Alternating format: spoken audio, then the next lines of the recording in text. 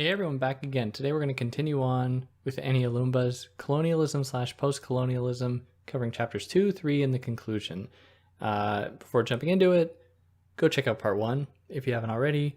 If you have, if you want to follow me anywhere than here, you can find me on Instagram at theory_and_philosophy, or on Twitter at David Guineo. If you want to help me out, like, share, subscribe, tell your friends. Who knows, they might enjoy it. They might love to learn about this stuff. You can help me out monetarily via Patreon or PayPal, but obviously no pressure. And yeah, let's not waste any more of your time with that stuff. Let's jump into this text, or the rest of this text. So let's start here with chapter 2, titled Colonial and Postcolonial Identities. So colonialism and the logic that accompany it rely on distinguishing the colonizer from the colonized. And this is often done by pointing to race as a marker of difference, which we talked about at the end of the last episode, and the use of science to justify differences, racial differences. Now, Homi Bhabha tries to nuance this by suggesting the dynamic is never so neat as to say that there are these absolute differences, and that there is always hybridity at play as well, where colonized people are not just colonized people, and colonizers are not just colonizers. There's actually a giving and taking occurring, where there's transformation occurring on both sides here, which I need to emphasize isn't to say that there isn't still violence that occurs. There isn't still genocide that occurs. There aren't still efforts to erase the colonized people's languages and cultures, identities. All of this still goes on. But it's also important to acknowledge how there are these other efforts that occur, that go on, that oppose colonial rule. Now, additionally, colonizers haven't always looked at colonized people as a homogeneous mass. So, for example, Columbus distinguished between cannibals and indios, which in Spanish, I don't know how to pronounce that. The former, so cannibales maybe, cannibals were represented as violent and brutish, whereas indios were seen as being gentle and civil.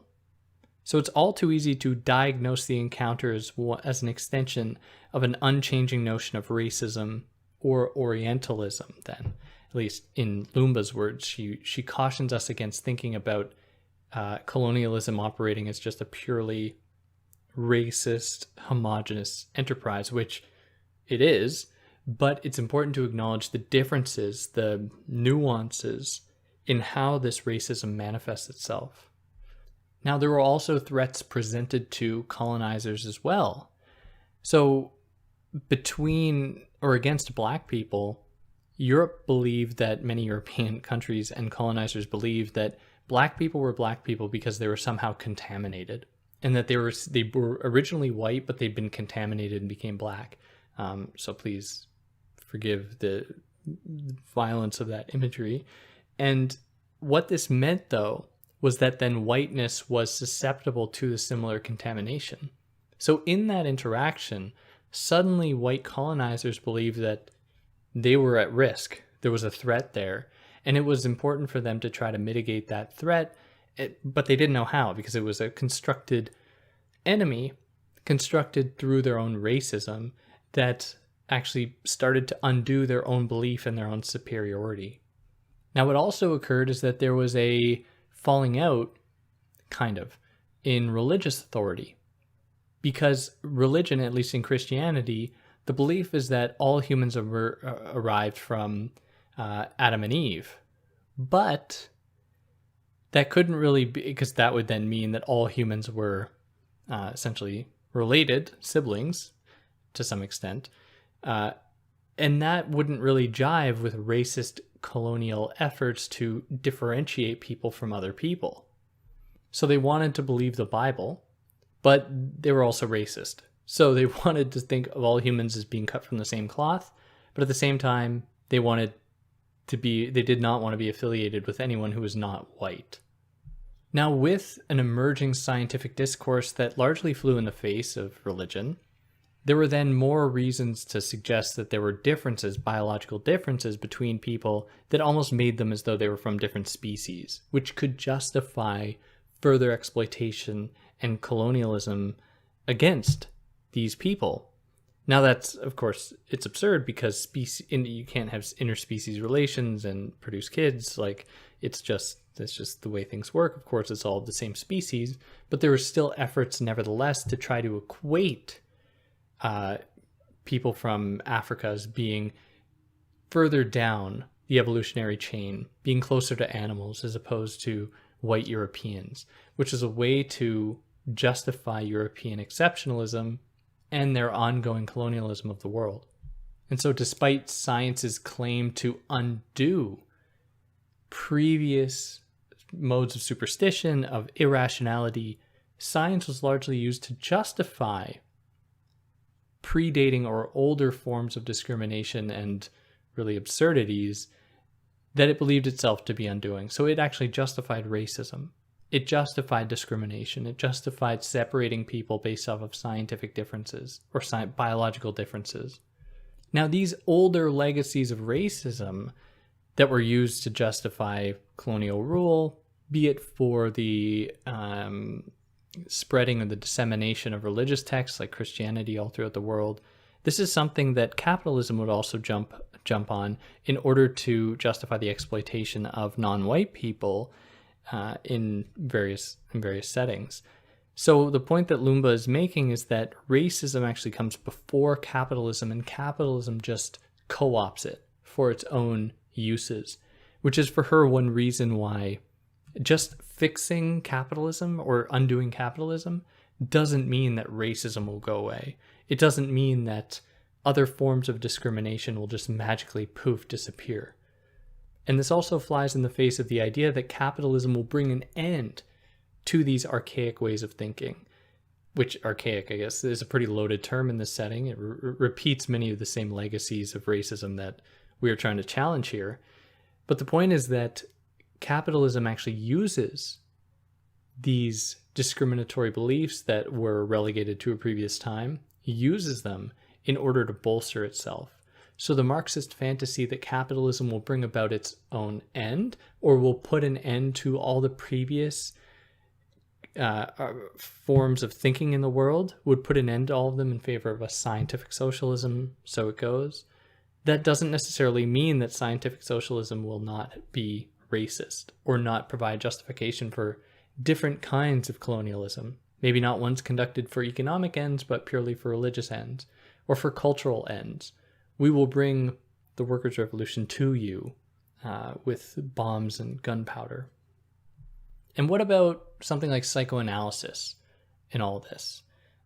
Well, Heart of Darkness, as just one example, for those that don't know, Heart of Darkness is a novel by Joseph Conrad where there's a man, I don't remember his name, is tasked to go into, I think, the Ivory Coast in Africa, go deep into the African jungle in order to find a rogue European colonialist named Colonel Kurtz. To find this guy and essentially, I don't know if it's meant to kill him.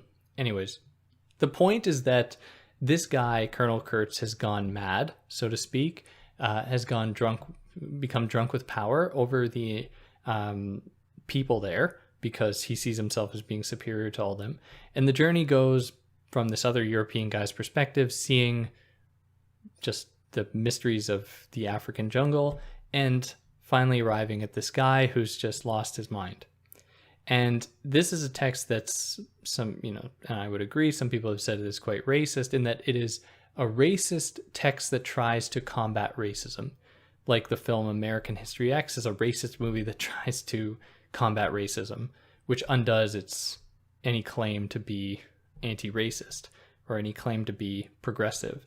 Where Heart of Darkness doesn't give any space to any African people in any setting to actually speak. Instead, it just filters everything through the eyes of Europeans, which is just how it replicates its own Eurocentric tendencies, its own Eurocentric values.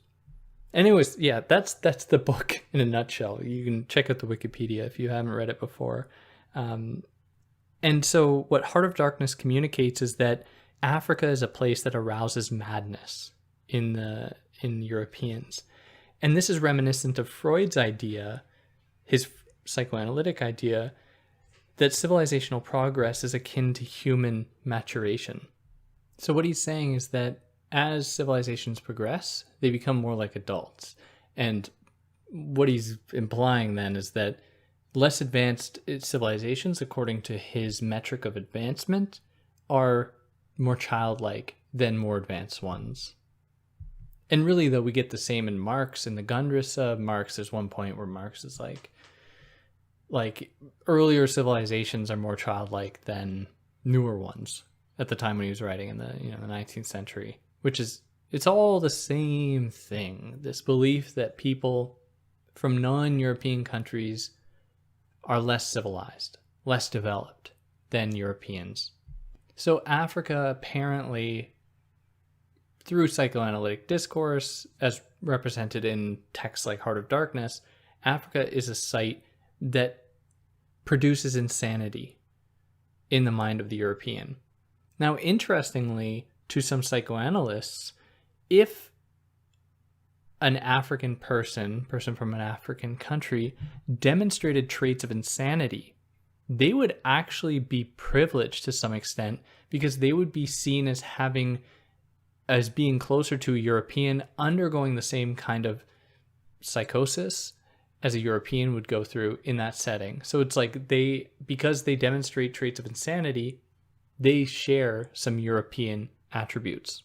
And then some psychoanalysts go on to say that, or celebrate colonialism as a necessary thing, like in Marxism, because it's necessary for civilizations to have a daddy figure, to have a patriarchal authority to keep everything under control, when of course it's not necessary at all.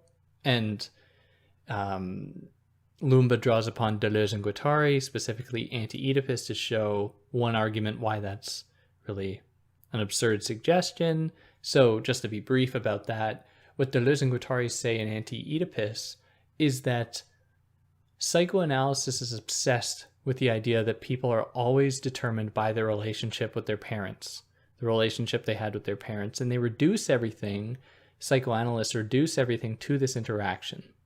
Whereas for Deleuze and Guattari, and at one point in the text, they consider other different other kinds of familial organizations to really problematize the idea that the nuclear family of 2 parents and 2.3 kids is really the only way to organize family life, to show that psychoanalysis is just an absurd, very, very European thing.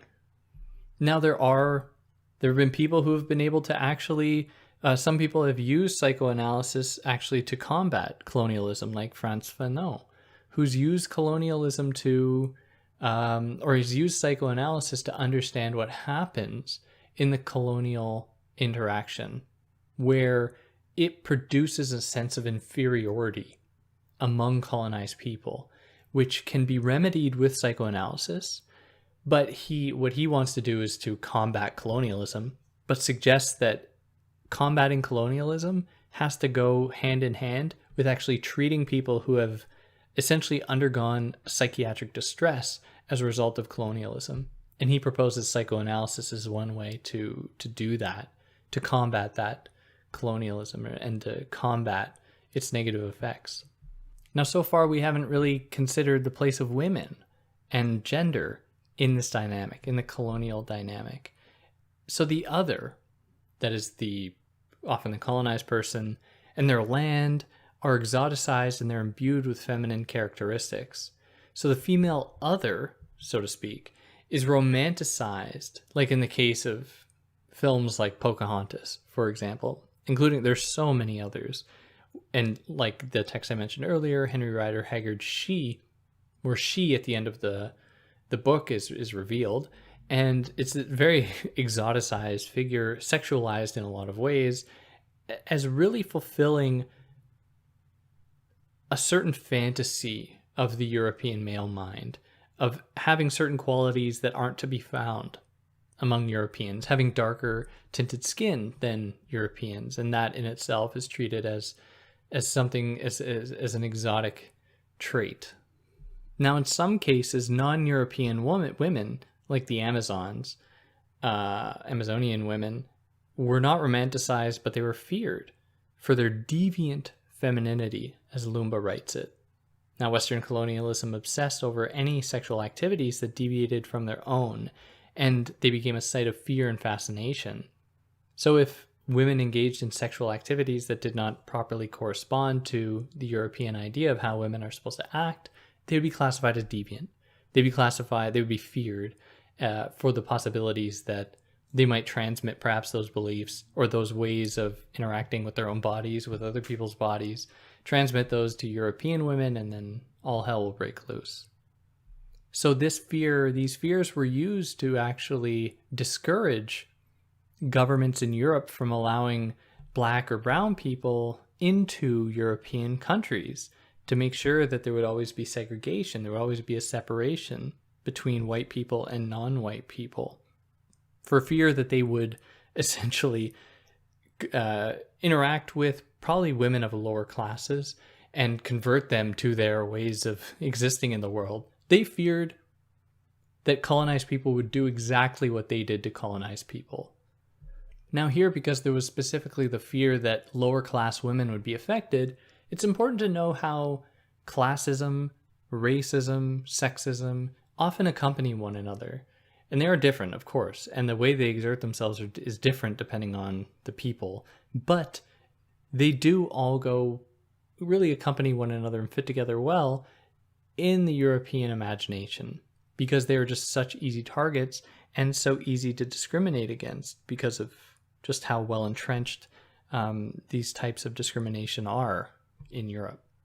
Now, as a side point, should have mentioned this a minute ago, but as a side point, there's a point where Freud suggests that female sexuality is kind of like the dark continent of female sexuality, which is to say that it's like Africa, drawing a comparison here between women's sexuality, and Africa, the continent. Now, it's important to acknowledge that it's not just Europeans who are going to be sexist.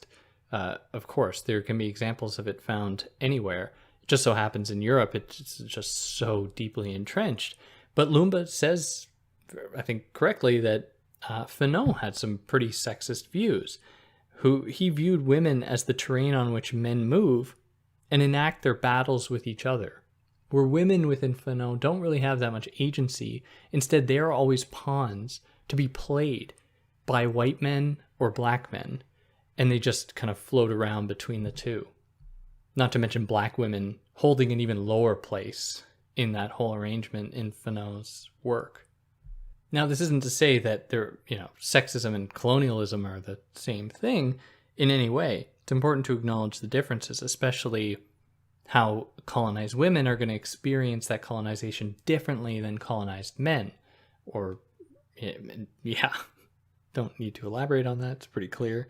And sexism operated in specific ways in colonial paradigms. So, for example, in some African countries where there was matriarchal rule or where women held a fair amount of economic or political autonomy, other kinds of autonomy, the slave trade reduced women's economic and productive autonomy to such a state where women became increasingly economically dependent upon men's income, where colonialism also imposed and or intensified hierarchies upon people.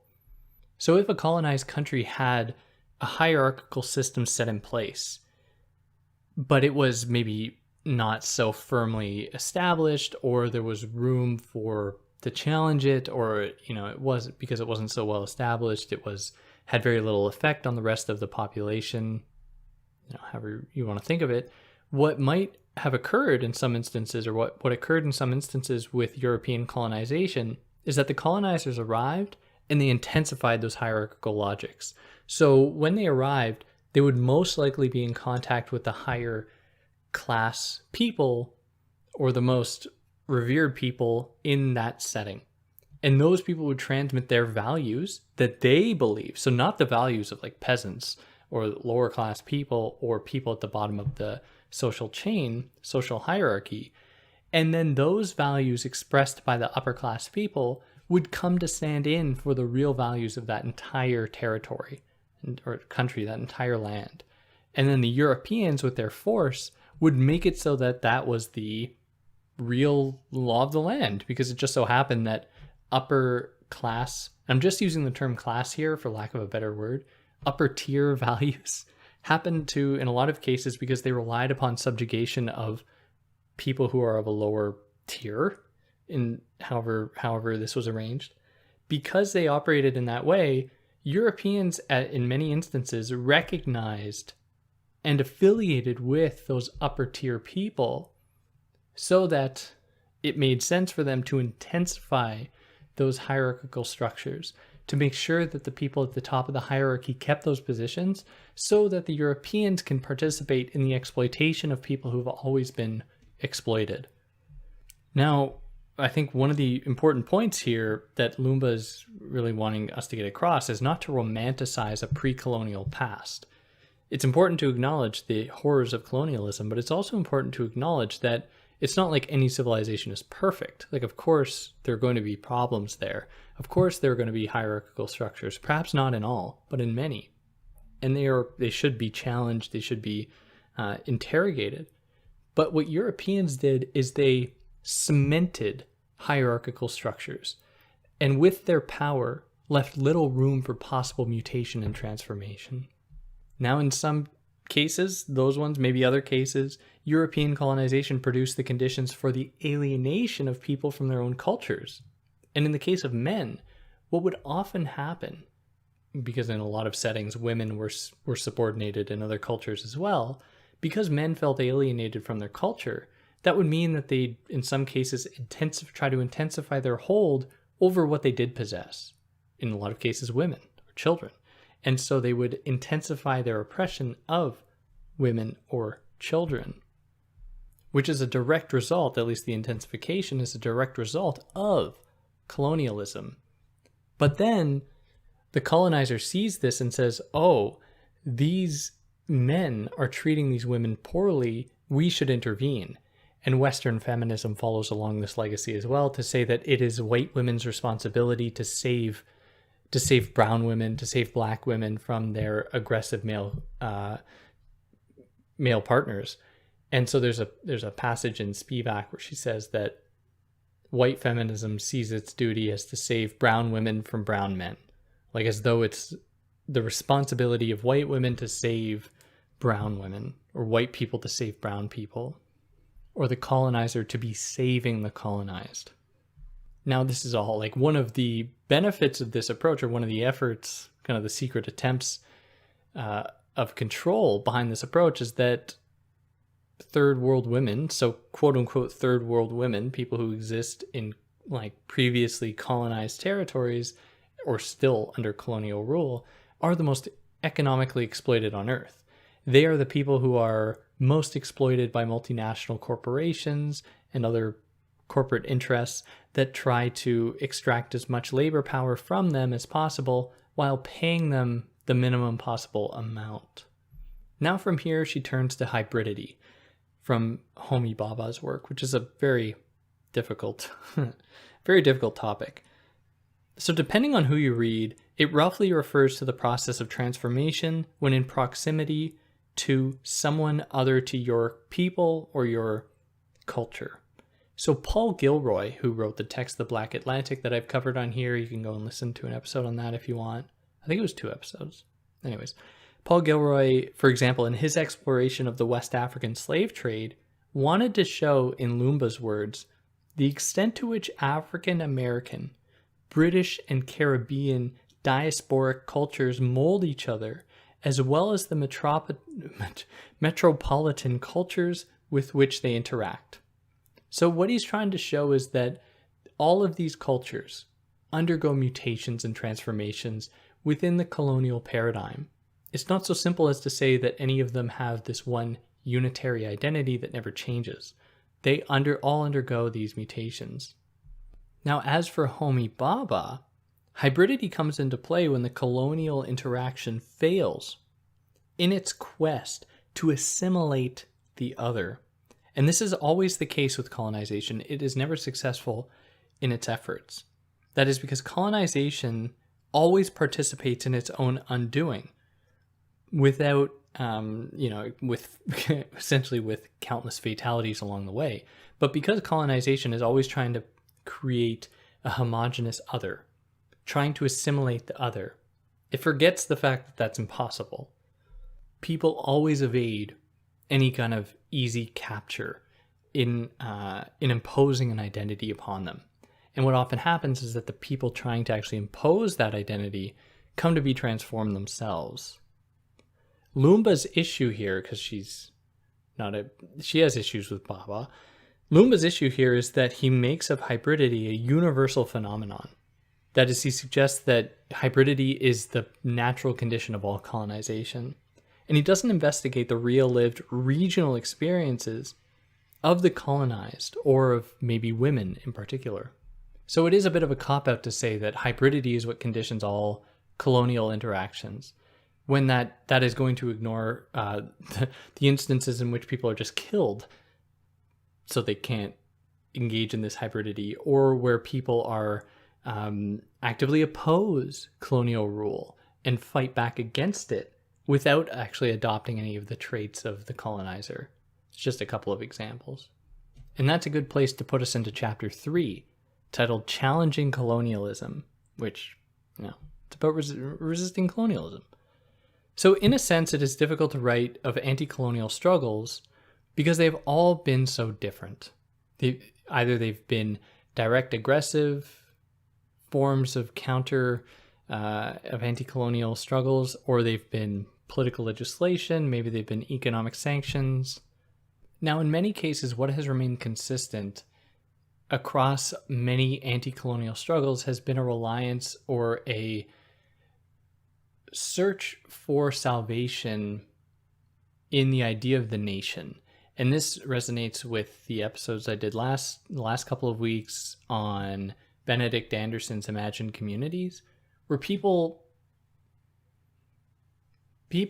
look back upon the idea of the nation, or look to the idea of the nation as a way to galvanize a group identity that has been placed under threat by, in this case, colonial rule.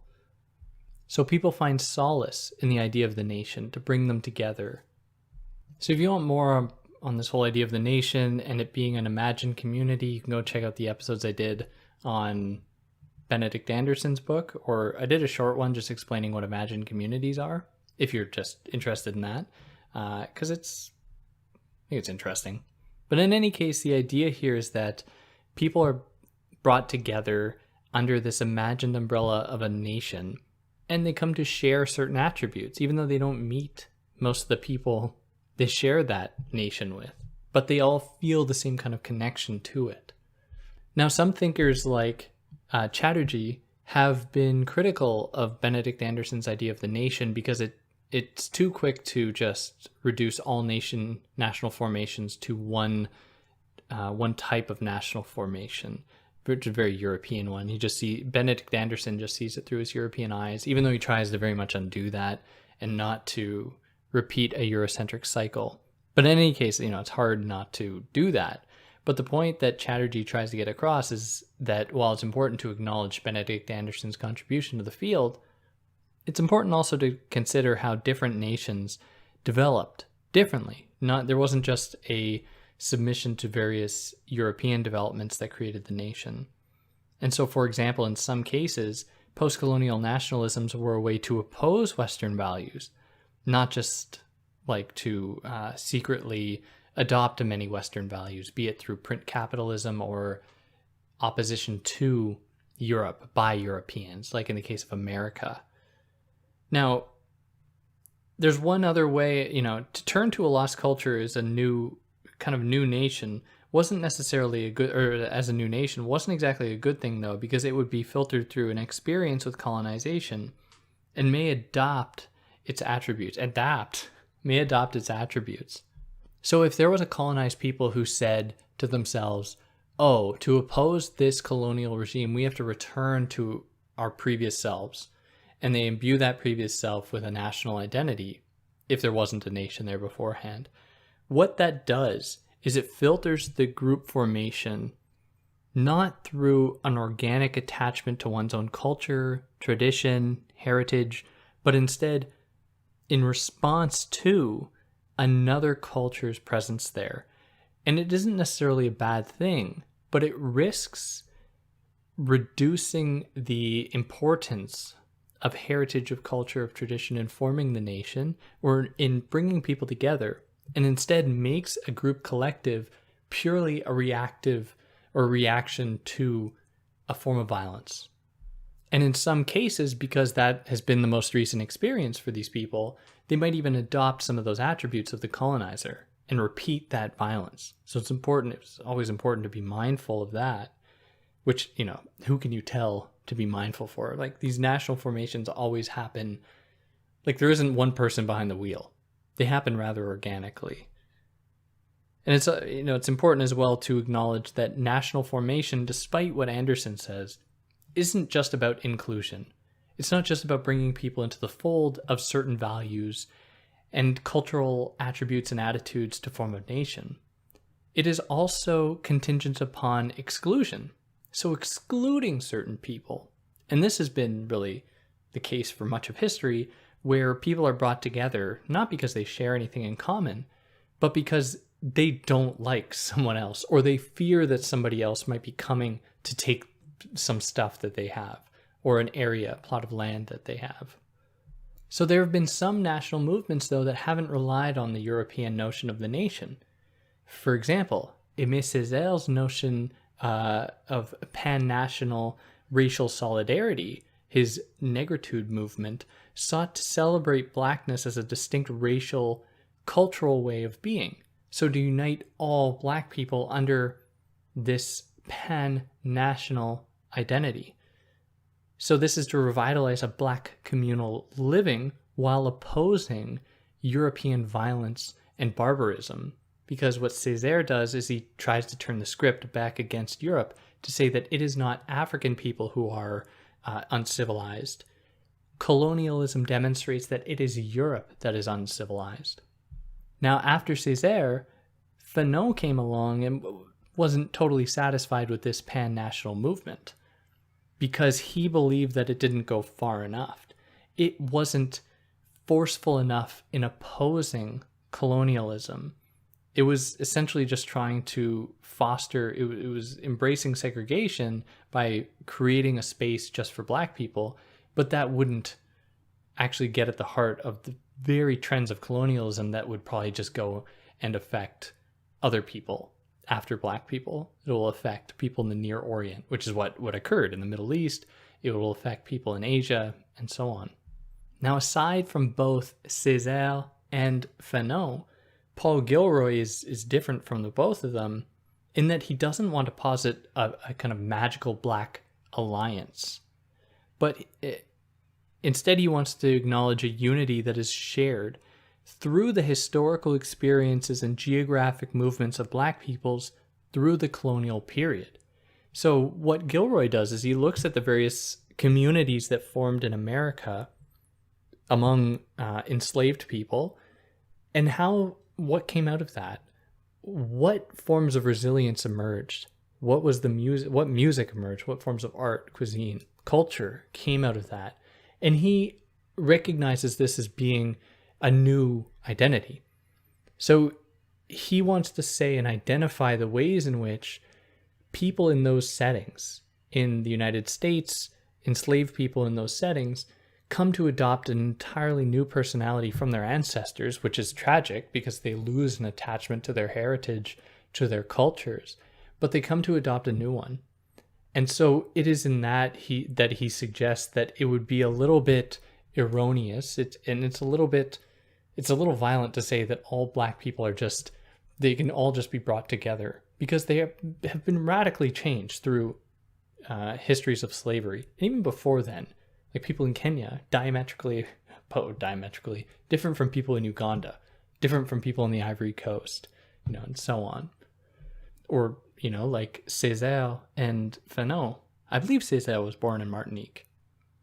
I believe so. But him and Fanon being born in Martinique, being different from Africa, of course. So these are all things to consider. And it's important, and Gilroy tries to get at this, is really the nuance here, to look at these varying histories and not to just submit to a universal understanding of Black people as being one homogenous category. Even though there is value in finding these alliances, how Black people are all mutually experience discrimination at the hands of the world's biggest empire, Europe, at least during legacies of colonialism and the slave trade. Now, in many of these discussions of nationalism, women are forgotten, or they are just used as essentially foot soldiers for a new social order to perform the labor of that order. So women are going to be expected to raise children in a new national, for a new national identity and a new national order, where women's anti-colonial struggles then often do not end after independence has been attained, because even if there is an anti-colonial struggle that has succeeded and people are living in a post-colonial world that is separate from colonialism, women might still be subordinated. And so their struggle does not end. They might still be fighting for their own liberation, perhaps the right to vote in that setting, perhaps not just being reduced to mothers or housekeepers in those settings. And not all women would participate in these anti-colonial struggles or these efforts to emancipate themselves. Like, Loomba is very clear that there were many women in many different settings. Like, she takes India as an example, where some women, even after so-called liberation from Britain, women were still forced to work in the home and adopt certain traits that they didn't have a whole lot of economic and political autonomy. And so some women tried to embrace an anti-colonial struggle, tried to oppose the remnants of colonialism, but some other women did not. And some actually turned to Christianity, turned to the caste system to try to they didn't try to do anything, I guess, but to enforce a hierarchical system that participated in the ongoing subjugation of some women over others. And of course, skin color plays a role here, where lighter-skinned women would be appreciated more than darker-skinned women, and there's so many layers to this. So what does resistance, what can it look like? Is there a way to actually oppose the colonizer, or will it always already be filtered through the colonizer's values? And so we consider here Spivak's hypothesis that the subaltern cannot speak. So specifically, Spivak considers how the subaltern women who are lower class women in India, how they can't speak. They don't have a voice for any kind of political end or transgressive end.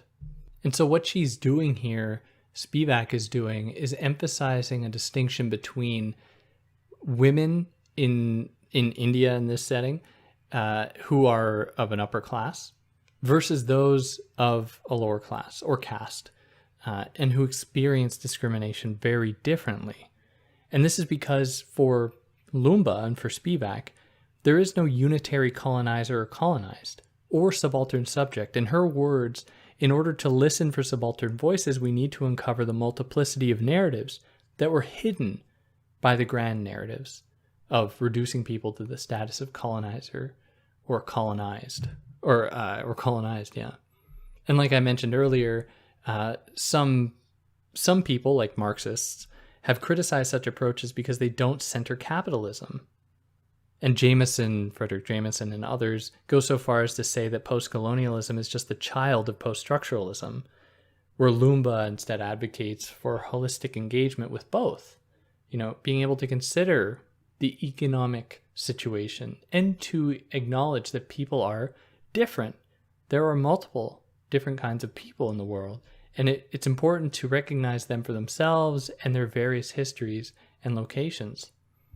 So in the case of India, to go back to that, in dealing with subaltern voices, there's a lot of consideration around sati women, or women who self-immolate after their husbands die, where they're expected to kill themselves after their husbands die. And it's obviously a thing that people would, Western feminists and other Western figures would chime up about. They would condemn it, without actually listening to any of the people involved. They would just say, "Oh, that's horrible. How could they do this to women?" When its actual conduct was very rare. It was often imposed, and in any case, what happened was the complexities around it were effaced in favor of the imposition of an idea about it from Europeans, as just one example of how the subaltern isn't allowed to speak. They are spoken for. And there's kind of a tension in Spivak's work where she recognizes this, and she says that it is the duty of the educated person to kind of speak up for the marginalized, for the oppressed. But that it ends up repeating similar cycles of oppression. Like, even if they are really intelligent and know about these histories of violence, by speaking for others, I think it always opens the door for some kind of violences, some conflicts. And anyways, that puts us here into the conclusion. I think I said last episode that this was going to be longer than the last one, but I tried to make it about the same length. I always try to make them about the same length, and normally works out. Anyway, so the conclusion, titled Globalization and the Future of Postcolonial Studies. And this is largely due to, this chapter is an effort to highlight the way that people in the United States are losing their minds over postcolonial studies. And this also dovetails with the criticisms of critical race theory. People just freaking out. The freedom of speech people only like a certain kind of speech, not this kind of speech. Anyway, so in a post 9/11 world, it is silly to think any country is really post-colonial. And it is also naive to only consider imperialism a European act. And that is because after 9/11, the US just expanded its military operations to so many different countries. Not to mention the fact that global capitalism has reached such a point that there's really no way to escape it, not to mention the surveillance mechanisms that are in place to keep an eye on virtually every single country on Earth if the United States or any other major country wanted to, via satellites in the sky or ways to actually check in upon networks and other forms of communication. Not to be too conspiratorial about it. But anyways, globalization has essentially changed the nature of the game of colonialism. So borders, nations, culture, heritage mean very little when it comes to capitalist imperialists who see borders as just ephemeral, don't mean anything, all in pursuit of profit, all in pursuit of exploiting certain resources for just limitless profit. And so there are thinkers that very much fear these developments, like Hart and Negri, who both fear globalization and imperialism in this age, but they also locate transgressive potential against it. So by uprooting old bases of discrimination, this globalization makes new forms of resistance possible. So they're a little optimistic, while also being very, very critical. Now, by contrast, someone like Etienne Balibar isn't quite as optimistic. He sees new ways of discrimination as overshadowing any possible resistances, new kinds of racism seeping in that are going to be more difficult to challenge, more difficult to undo. And there's no denying that globalization and capitalism have had seriously detrimental effects on local industries, knowledge production, healthcare, religion, culture, and so on. And many resistance movements have emerged as a result, trying to reclaim what is under attack. And she concludes just with examples of people really losing their minds about post-colonial studies, post-colonialism, and she concludes by saying that just because there are these kinds of critiques emphasizes the need evermore of post-colonialism. And yeah, that is the text. I hope I did it justice. There's more to it that I didn't go into every single detail. You really have to read it. But it's a great book. And if there's anything that you think I really should have included, I'd love to hear about it, or that I got wrong, I'd love to hear about it. If you like what I did, you can like, share, subscribe, tell your friends. They might love it. You can share it. Share it on your Instagram. If you want to help me out, do all those things, you can leave a review on a podcast platform. That'd be great. And yeah, on that note, take care.